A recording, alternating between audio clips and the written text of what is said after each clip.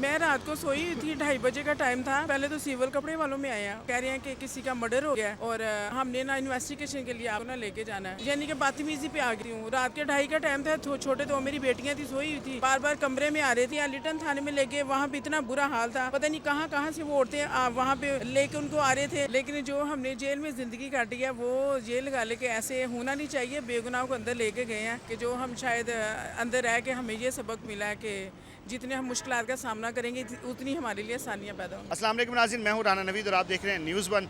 नाज़रीन, 9 मई के वाक़े को कौन नहीं जानता। उसमें बहुत दिलखराश वाक़यात पेश आए, जिनमें से एक ये भी था कि ख़वातीन को घरों में से उठाया गया, चादर और चार दीवारी का तकद्दुस पामाल किया गया। हमारे साथ मौजूद हैं नौरीन भट्ट, जो कि उस वाक़े के बाद जेल काट के आई और अब भी 9 मई में जो गुजरी है वो इनको बहुत सारी दुश्वारियों का सामना करना पड़ा। अस्सलाम वालेकुम। जी वालेकुम सलाम। नौरीन, कैसी हैं आप? जी अल्लाह का शुक्र, आप सुनाएं कैसे हैं? सबसे पहले ये बताएं कि आज़ाद घूम के कैसा महसूस होता है? आज़ाद घूम के तो बहुत अच्छा लग रहा है, लेकिन जो हमने जेल में ज़िंदगी काटी है वो जेल वाले के ऐसे होना नहीं चाहिए। बेगुनाह को अंदर लेके गए हैं, हालांकि हम लोगों ने कुछ भी नहीं किया, लेकिन बाहर आके ये है कि हमें थोड़ी सी हिम्मत हमारे में पैदा हुई है कि जो हम शायद अंदर रह के हमें ये सबक मिला है कि जितने हम मुश्किलात का सामना करेंगे उतनी हमारे लिए आसानियाँ पैदा होंगी। किस शराफत के साथ आपको घर से उठाया गया, क्या हम वो स्टोरी सुन सकते? मैं रात को सोई हुई थी, 2:30 बजे का टाइम था। पहले तो सिविल कपड़े वालों में आए हैं, उसके बाद फिर पुलिस वाले अंदर आ गए हैं। तो उन्होंने मुझे बोला कि आप नूरीन भट्ट कौन है? मैंने कहा जी मैं। कह रहे हैं कि किसी का मर्डर हो गया है और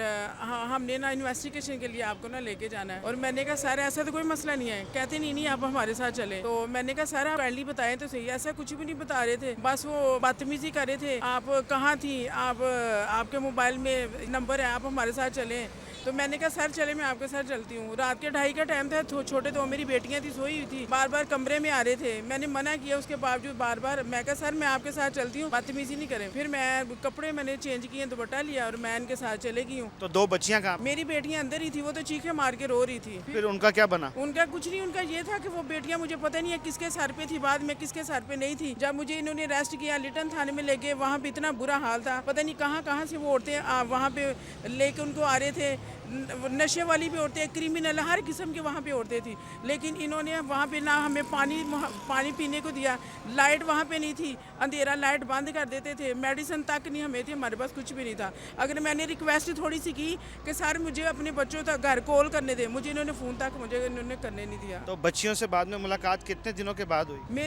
मुझे जेल में जब ले गए हैं, वहाँ पे मेरे बच्चे मिलने के लिए मुझे आए हैं, तो उन्होंने कहा कि नूरीन नाम की यहाँ पे कोई नहीं है। जब मेरा उन्होंने वहाँ पे वो ट्रायल वो करवाया, तो उसके बाद फिर वहाँ पे मेरे जो बच्चे हैं ना वो आए, तो वहाँ पे फिर मेरी उनसे बच्चों से दूर से मुलाकात हुई। बच्चों को उन्होंने मुझे अब मेरे साथ भी नहीं लगाने दिया। आपके ऊपर दफात कौन? मेरे ऊपर 96/23 पे तकरीबन काफ़ी 302 लगाई हुई थी, 95 लगाई हुई थी और काफ़ी ज़्यादा इन्होंने लगाई हुई थी, हालांकि हमने ऐसा कुछ भी नहीं किया था। क्या हम आपको लगती हैं कि हम इस तरह के काम करने वाले हैं? लिहाजा हमने ऐसा कुछ भी नहीं किया, खुद ही ये करने वाले हैं और खुद ही ये हमारे ऊपर ये नाम लगाने वाले। आज भी खान साहब के साथ खड़ी हैं कि आप अपना मौकफ चेंज कर? जी इंशाल्लाह अल्लाह के हुक्म से जब तक जान में जान है और खान साहब के साथ है और खान साहब के साथ ही इंशाल्लाह ताला हम रहेंगे। ये बताएं कि खान साहब आप कब तक आ रहे हैं? मैं तो कहती हूँ अभी आ जाए, तो इंशाल्लाह ताला जैसे अल्लाह से के घर उम्मीद है इंशाल्लाह ताला कि जैसे केस थोड़े बहुत हैंडल होते हैं तो इंशाल्लाह वो जरूर आएंगे। क्या गुजारिश करेंगी आवाम से और हुक्मरानों? मैं हुक्मरानों से ये कहना चाहूँगी कि अल्लाह के घर में देर है अंधेर नहीं है और अल्लाह की लाठी बेआवाज़ है। खुदा की ज़ात से डरना चाहिए।